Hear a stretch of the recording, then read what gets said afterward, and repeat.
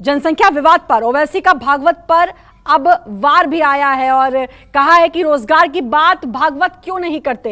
ये ओवैसी ने कहा है बेरोजगारी देश का सबसे बड़ा मुद्दा है।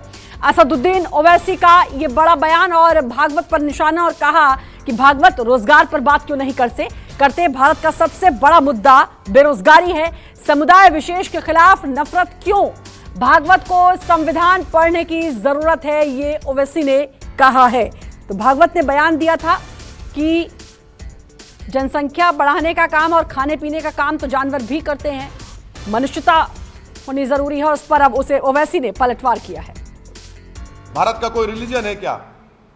आप चाहते हैं कि भारत का एक रिलीजन हो जाए।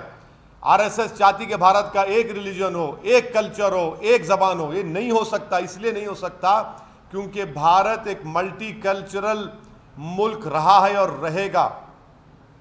क्या आप साउथ की तहजीब को नॉर्थ में फोर्सबली इंप्लीमेंट कर सकते? नहीं कर सकते।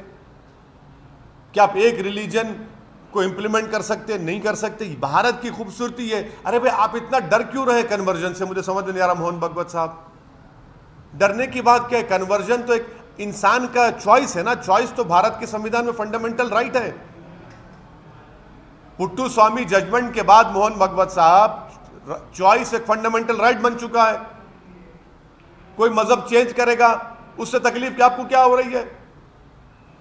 कोई भगवान को नहीं मानता, ठीक है। यही तो खूबसूरती है भारत की। और देखिए मोहन भागवत साहब, एक बात याद रखिए, हिंदुत्व में और भारतीयता में बहुत फर्क है। हिंदुत्व में और भारतीयता एक नहीं है मोहन भागवत साहब। ये दोनों अलग अलग चीजें हैं। केवल भौतिक अस्तित्व को सर्वाइवल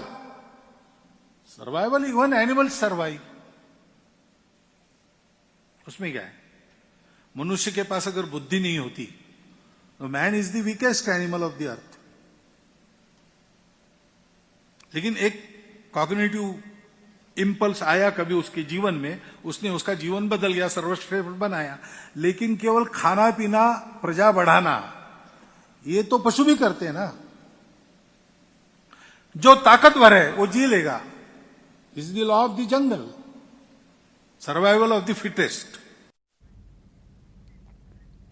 हमारे सहयोगी प्रशांत देव हमारे साथ जुड़ चुके हैं। प्रशांत, पहले ही जनसंख्या पर लगातार बहस जारी है पूरे देश में और अब भागवत के बयान के बाद भी अब प्रतिक्रियाओं का दौर भी शुरू हो गया है।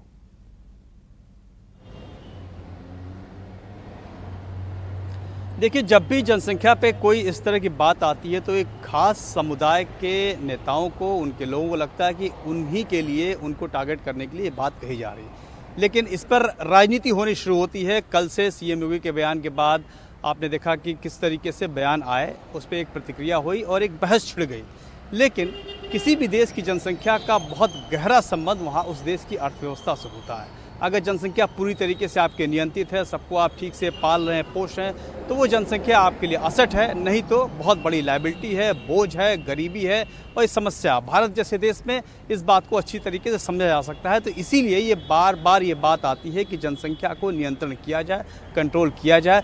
जिस तरीके से जनसंख्या आगे बढ़ रही है, और जनसंख्या आगे बढ़ना अलग बात है, उसको हम ठीक से उसका पोषण न कर पाना, रोजगार न दे पाना, भोजन न दे पाना, ये सबसे बड़ी चुनौती है, क्योंकि हम उनको सर्व नहीं कर पाएंगे। तो ऐसे में ये एक बहस बिल्कुल देश में खड़ी हो रही है कि कम से कम जनसंख्या नियंत्रण होने से सही शिक्षा, सही लालन पालन हो सकेगा। लेकिन जब भी कोई इस तरह की बात होती है, मामला जो है राजनीतिक दायरे में उलझ कर रह जाता है।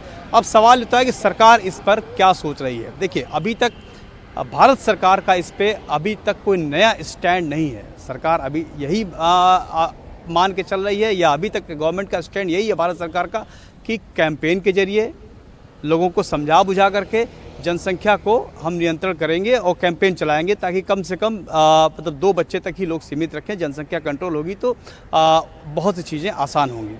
लेकिन जिस तरीके से मोहन भागवत जी का बयान आया, सीएम योगी का बयान आया, तरह तरह की चर्चाएं होती हैं, बहस हो रही है कि 2 बच्चे जिसके नहीं रहेंगे, ज़्यादा होगा, उनको सरकारी लाभ नहीं मिलेगा, नौकरी लाभ मिलेगा। तो ऐसा अंदाजा लगाया जा रहा है कि क्या बिल्कुल। और अब कुल मिलाकर इस पर जाहिर है, इस पर अब और बहस होगी और प्रतिक्रिया आएंगी। बहुत बहुत शुक्रिया आपका तमाम जानकारी देने के लिए। नमस्कार, मैं हूं मानक गुप्ता।